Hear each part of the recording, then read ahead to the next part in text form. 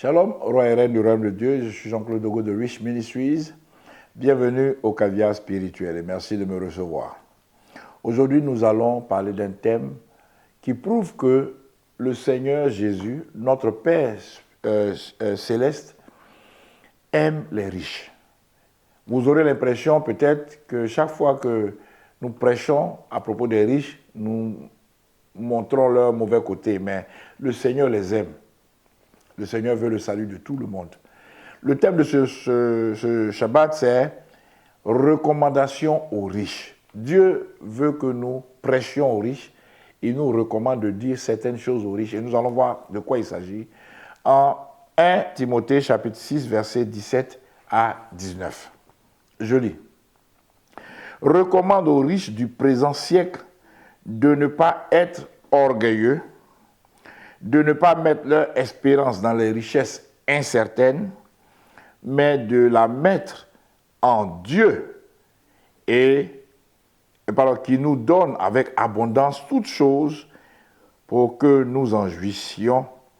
Recommande-leur de faire du bien, d'être riches en bonnes œuvres, d'avoir de la libéralité, de la générosité, et de s'amasser ainsi pour l'avenir un trésor placé sur un fondement solide afin de saisir la vie éternelle. Voici, bien-aimés, le message que le Seigneur veut que nous demandions, que nous recommandions aux riches. Premièrement, nous devons recommander aux riches de ne pas être orgueilleux.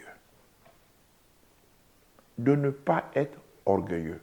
Vous savez, l'orgueil précède la chute et l'humilité précède la gloire. Bien aimé, j'aimerais illustrer ce premier point par un passage que j'ai déjà prêché ici, en Actes des Apôtres, au chapitre 12, versets 20 à 23. Actes des Apôtres, chapitre 12, versets 20 à 23.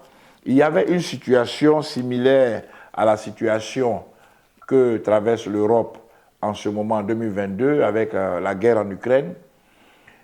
Hérode, la Bible dit, Actes des Apôtres, chapitre 12, verset 20 à 23, Hérode avait des dispositions hostiles à l'égard des Tyriens et des Sidoniens, mais il vint le trouver d'un commun accord. Et après avoir gagné Blaste, son chambellan, ils sollicitèrent la paix parce que leur pays tirait sa subsistance de celui du roi.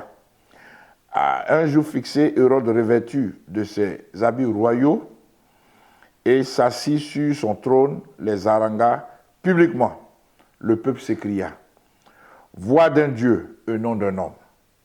Au même instant, un ange du Seigneur le frappa parce qu'il n'avait pas donné gloire à Dieu et il expira rongé des vers. Bien-aimés, les rois sydiens et sidoniens étaient des rois, mais à cause du fait qu'ils tiraient leur subsistance, ils tiraient leur blé du pays d'Hérode, ils ont choisi de s'humilier. Ils pouvaient choisir d'être orgueilleux.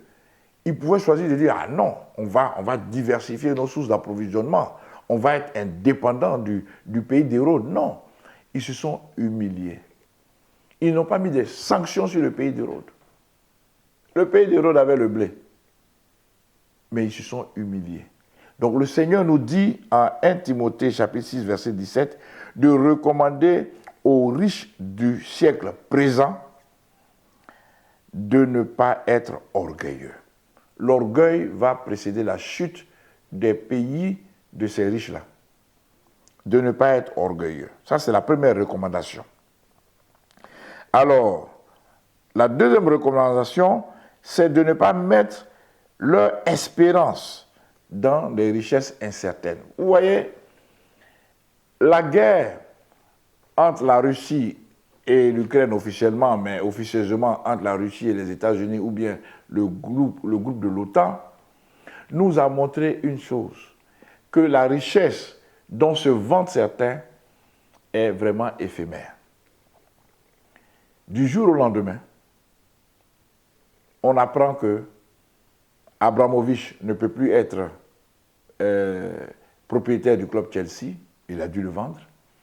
Du jour au lendemain, on a appris que le Russe Abramovich aussi a vu confisquer ces 2 avions qui étaient aux États-Unis. Du jour au lendemain, tous les Européens qui avaient leurs avions parqués aux États-Unis ont vu confisquer tous ces avions-là à cause de la guerre. Des gens qui avaient leur compte, des Russes qui avaient leur compte et les yachts en Europe ont vu confisquer leurs yachts. Ce sont des richesses incertaines. Ce sont des richesses éphémères. Vous avez des villas ailleurs, on vous confisque vos villas, on vous bloque cela sous un prétexte farfelu.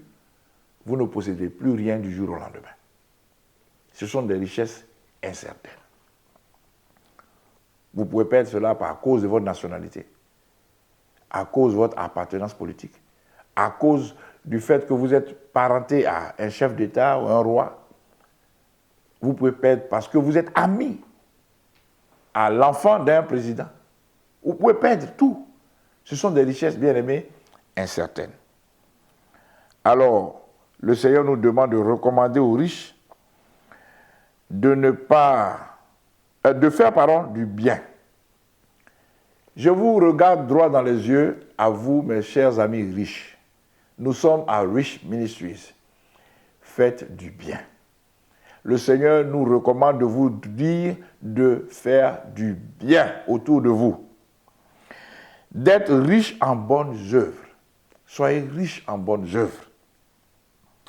D'avoir de la libéralité. C'est-à-dire, quand le Seigneur dit ça, je pense à un homme riche qui très tôt nous a quittés, l'honorable David Lamté, de mémoire bénie.